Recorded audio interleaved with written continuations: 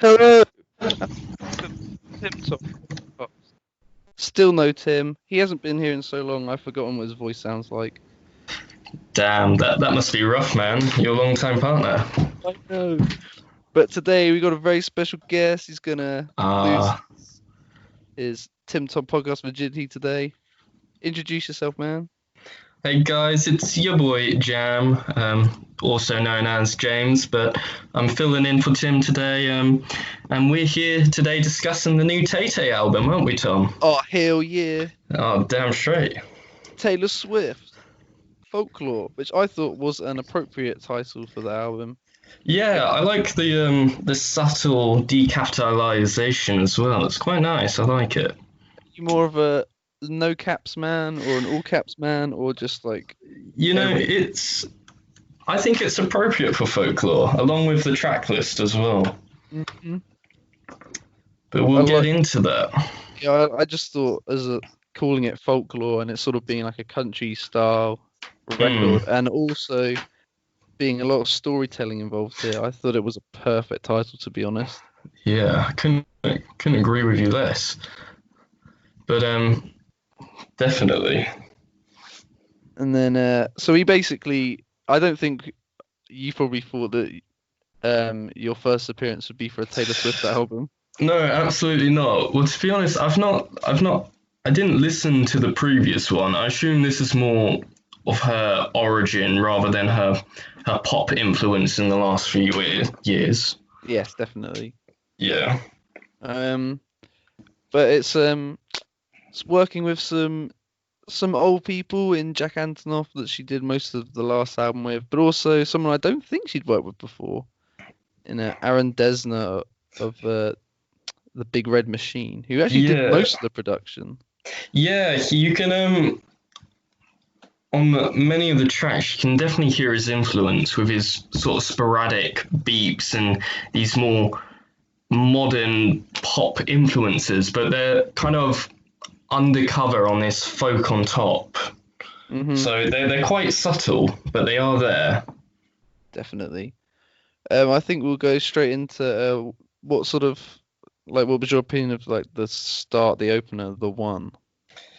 Right, well, it definitely sets the pace with the introduction with the piano, and it's more of a folk influence, as it were. Hmm. I think the lyricism's quite interesting. She's definitely contemplating the what ifs, and I think this album goes into a lot of what ifs with relationships, predominantly relationships, whether they're romantic or childhood ones as well. Hmm. Definitely. And she kicks it off saying, "I'm doing good. I'm on some new shit." Yeah, Sort of she's definitely moving feeling on. herself. Yeah, this is a new Tay Tay, or maybe an old Tay Tay. Who knows? But she's in a good place. Definitely. I thought though that sort of instrumentally this one was a bit poppier than most of the other Yeah, tracks. it definitely is more upbeat. A lot of the tracks on this album are quite sorrowful, quite mellow, whereas this is not as dulled as some of the others. Or like the next song, Cardigan. Yes, a bit of an undertaking that one. Were you a fan of it though? I no, definitely. Cardigan's definitely my top five. I thought this was the song that probably stuck with me the most as like the most catchy. Mm, yeah. It was I definitely like a bit of the a Lana Del Rey vibe going on here. yeah, I like the actual sound of the cobbles at the beginning with the high heels on. The Mm. the lyricism she chooses, the sort of opposings. I quite like that. It's good. And it was well, I think this is only a rumor that's been going around that this was part of a the three interlinked tracks. This was linked with August and Betty. There's like Yeah, sort of right. a little narrative going on within the album, and this song's from the perspective of Betty. Right, I see. I quite like the way Tay Tay has decided to displace her own emotions but write it for other characters for once, because Mm, I've not heard her other albums, but I assume she uses her emotions rawly in those, whereas this is, like we've said, it's more of a storytelling album. definitely. And just on the actual song itself, like you said, the instrumental was beautiful, and I thought the chorus was amazing, to be honest. Mm. Yeah, this idea of adolescence and immaturity of not knowing anything, but she comes through to say at the end that she does know things. Mm. Indeed. It's a bit of teenage. It's a teenage love triangle, it seems. Yeah. Thinks she's been cheated on and she's broken and devastated. Mm. At least she feels like an old cardigan under the bed and not an old sock. Oh God, imagine. Yeah. The shame. So after that we had the last great American dynasty. And this is definitely a great example of where Taylor's using a great storytelling ability of this beautiful scenery of a house on by the sea and this couple who move in and their antics and the death of the partner, and then eventually finding out that Taylor moves in at the end, or one of the characters, I think. But I think it is Taylor's house. No, it is. I think that's why. Yeah. That's how she must have found out that about this whole story, because that's where she lives now. And once again, this is another banger, probably in my top 5. I just love the way the story is told. It's great. Yeah, it's sort of that big curtain reveal at the end. So it was a bit at the start. I was a bit like, why is she telling the story of like a widow spending all of the Standard Oil guy's money? But then you sort of find out why at the end. Yeah, and she likes to bring this theme of mad women throughout the album, and one of her latest songs is called I think it's Mad Woman, isn't it, or something? Yeah, it is. And this is another example, but we'll shortly get into that one as well. Comes in and ruins everything. I know. Killed the man. That's what the people said anyway. They were blaming her for killing him. That poor dog, she died. Key Green as well. Yeah. That's paints a good image, though. Nasty way to go. Yeah. And then I think this sort of quite a jilty start. Like the one was quite poppy, then the Cardigan was more down and folky. Yeah. Then this one was up again, and then next up we have a ballad. Yeah. It brings it right back down again with the album's lone feature, Justin Vernon from Bon Iver. I know, the feature I didn't think I needed, but I definitely did. Wow. What a great ballad this is. I know, and possibly the reason why you asked me on today, Tom. As some won't know, but Bon Iver are my favourite band, and Justin Vernon, one of my favourite artists. Definitely. And it's sort of almost like it's a story of like two exes seeing each other in like a bar type scenery, but it sort of brings in these like ideas of like being at a film as well. We're leaving because I've seen it before and I didn't like the ending. Oh, of course. Yeah, so maybe this couple saw each other at a cinema or an event.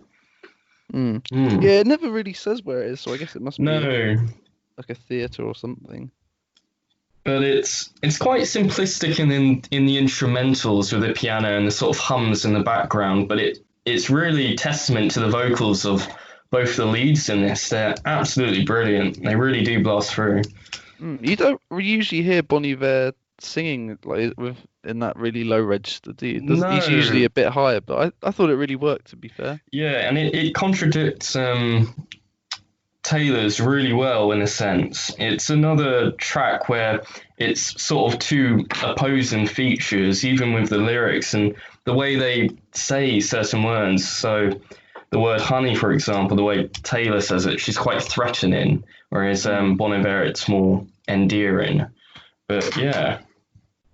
And I also loved that straight after his verse, it went into those hums, and then that was the much more sort of iconic Bon Iver, a higher pitch. But yeah, I also really loved the bridge when they were sort of singing over each other. Like, absolutely. He didn't give any warning signs, and she's like, I gave so many signs. It just wasn't getting it, and I guess that meant that they weren't meant to be. But they had great chemistry on this song. They did indeed, and like I said, it was a track I definitely needed. Probably my favourite in the album, but I am biased. So I'll have to take your opinion as well. Yeah, it was a great song. I liked it a lot. Indeed. And I wasn't a big fan of My Tears Ricochet. I don't know about you if you've got anything Um, to say on it. I did. There's a certain moment in the song where it builds greatly, and I think within the album, it's got one of the best crescendos where where it's kind of building traction and the drums start building in, and she hits this really lovely high note. But that's possibly the only segment of the song I really enjoyed. But I did enjoy it because of that moment. Uh, I, yeah, I think that's a good point actually. Um, Hmm. Unlike the other songs, they don't have tend to have those sort of big moments, whereas this one does. And I think for one song within the album, it's okay, whereas most of the album is a bit more mellow and a bit dulled in a sense, but I think on purpose. Definitely. Um, was it Mirrorball after this? I was a bigger fan of this song. Really? So this is where I'd vary. I don't know. I thought Mirror Ball just wasn't fleshed out enough for me. I think there's one moment later in the song, I think around the 2 minute 30 mark, where the tempo switches up, and I think I really enjoyed that part. But for me, it felt more of like an interlude song, a bit sort of connecting the pieces. Yeah, I suppose so. It was sort of a like I thought it was another great vocal performance, and they had a lovely bit of banjo in the song as well that I really liked. That's cool. But I think lyrically it wasn't anything that special. I just thought it was quite a pretty little song, and it was Yeah. a bit short, like you said. But I didn't think it mattered that much. No, I think it's still fine to listen throughout the album, but if you were to pick out individual songs, I possibly wouldn't put it on straight away. Okay, yeah, that's fair enough. Seven, I was another big fan of that one. I thought similar to Cardigan, it was um quite a somber moment, but it also had like a really brilliant melody, like vocal melody Yeah. towards the chorus that she absolutely Mm. killed. Again, the Aaron Desner instrumental was amazing. Yeah. Um, and a bit more like the last great American dynasty, sort of painting a story, this idea of these two kids sort of going on adventures and this one individual finding about this abusive father of the other child and wanting Mm. to sort of then take them into their own area and just care for them. A really strong image. It didn't they? I love. I think this might have been the story that related to her because at one point she did say that she couldn't remember their name, but she's still got love for them. Yeah. So, oh no, I can't remember what they look like. Mm. But Yeah, yeah, it's it's a just a strong nice image. song. Definitely. And like nice bit of sentiment there. Mm. So this next one, August, did you say this was part of the love triangle? Yes. So I was about to segue actually from Yeah. like a quite a nice image into one from the like this is from the perspective of the cheater or Right. the cheatee. So the girl that the other girl that wasn't Betty. I And see. so it's sort of like all the lyrics are sort of about sneaking around Mm. and shagging. And Yeah, it's I did enjoy this song a lot though. oh, I did as well. I thought it was quite funny. I Yeah. especially liked the bridge at the end, Yeah. where it was like I'd cancel all my plans just in case you called, Yeah. but also sort of knowing that he's not like got you as his number one priority. Mm. It's quite interesting. You don't usually get songs from this perspective, so I No, it's liked it for true. that. And I also thought the chorus was really good. A nice little twist for once then. Yeah, definitely. What was after this? Interesting.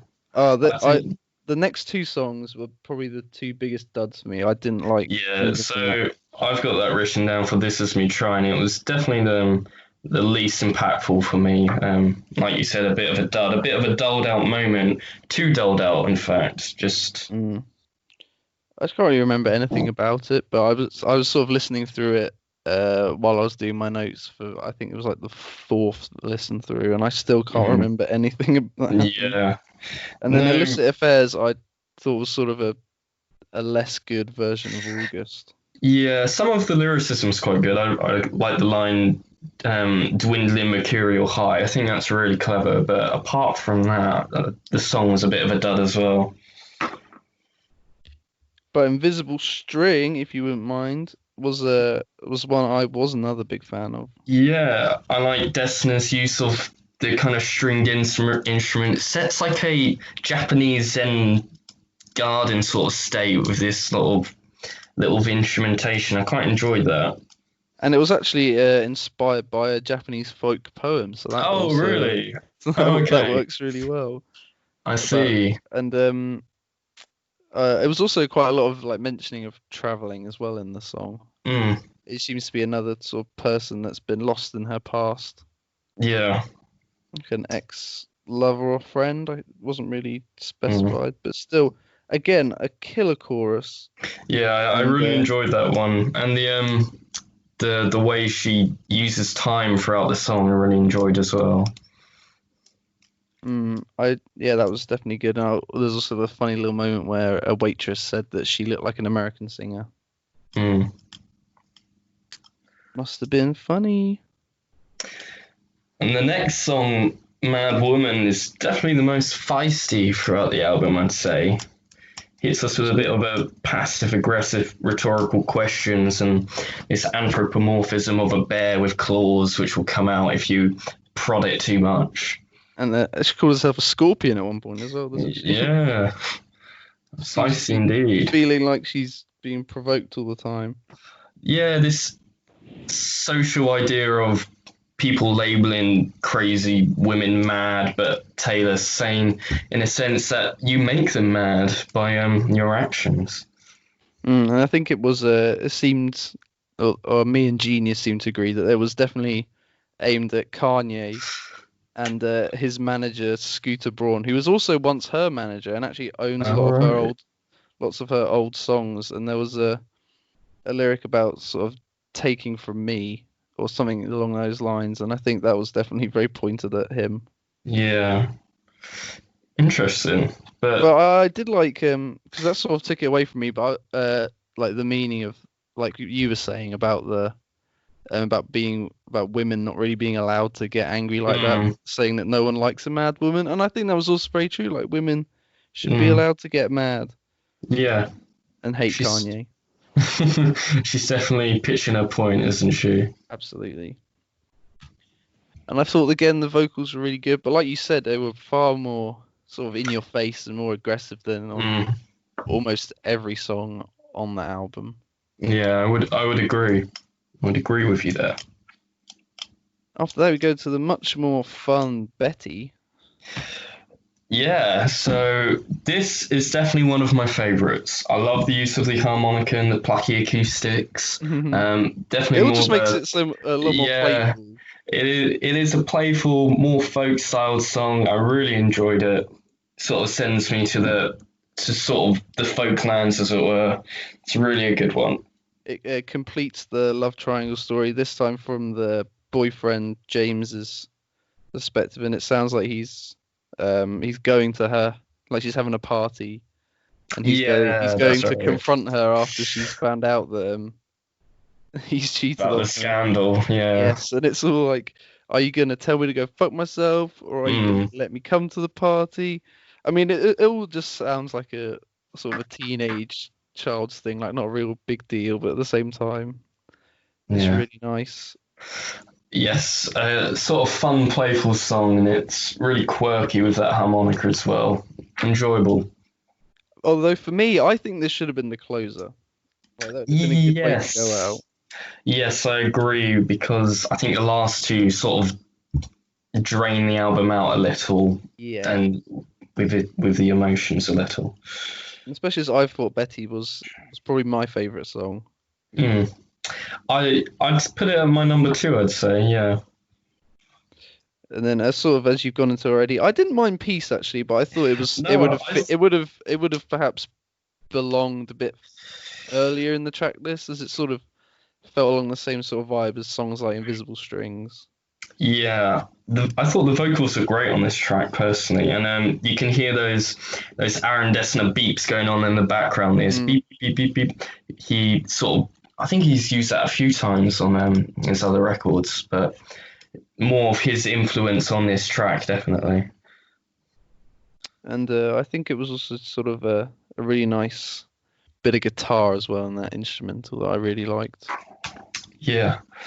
But Hoax is one of the. It's not a good place to put a dud right at the end of an album. No, I sort of respect it's more of a reflection song, and I enjoyed some parts of it, but it is a dud. And it always leaves a bit of a sour taste if the last song on the album is Yeah, very good. it does. It does. Um, yeah, I'd say throughout the old album, sorry, sequentially, the first half is more grandeur and bigger hitting, but the second half is more dud ridden and a bit dulled. There's certainly like for me the middle point, like those two songs. What were they? This is me Me trying and illicit trying, affairs, yeah, where it was like a quite a weak run in the track list, which is the second half, like you were saying. yeah, and I think after that, the really impressionable ones were probably Invisible Strings and Betty, whereas the others are not as great. Definitely, it does sort of lose momentum a little bit, and also I think that throughout the record, the track list is a bit jarring the way it goes up and down. Yeah, Maybe if it's sort of built to a crescendo with Betty at the end, it might have worked out a little better.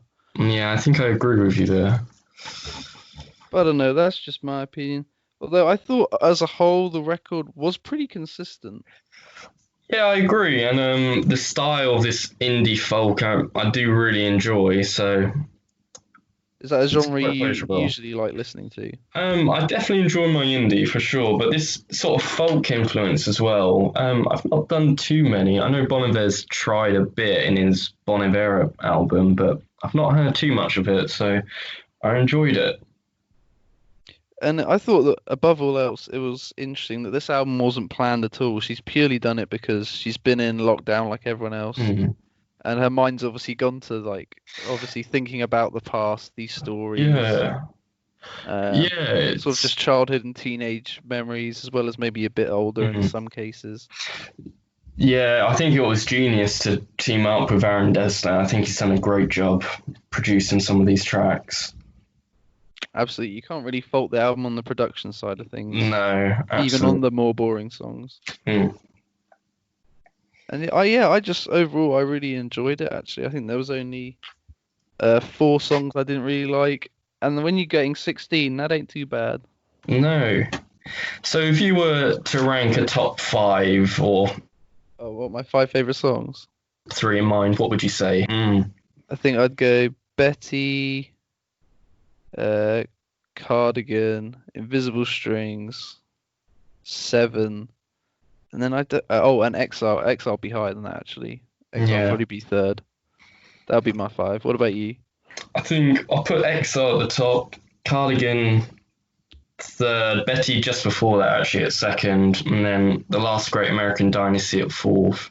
And then fifth is a bit contentious for me because some of them are tied, but I think I'd put Invisible Strings in. Hmm. And I think that's sort of there's a testament to how good the track list can be on this album. Yeah, it is a good experience. So overall, I'm going to give it a 7 out of 10. I thought it was pretty good to very good at points, but there was still a little bit of inconsistency there, and the sort of the sequencing of the tracks wasn't always the best. So some of them didn't flow into each other very well. Yeah, I'd have to agree with your ranking there, Tom. Excellent. Okay, that's Taylor Swift's Folklore. Out now. And looking like a sort of a metal cover, but it definitely isn't. No, it's subverts expectations a little. Okay, thank you very much for your help today. No Jam. worries, Tom. I enjoyed it. I'll have to come back on at some point and give it another go. Maybe we'll talk a Bon Iver album next time. I would love that. All right, until next time, I've been All Tom. right. I've been Jam. And we don't know where Tom is. No, But he's he'll out he'll there. he'll appear at some point. All right, bye bye. Bye.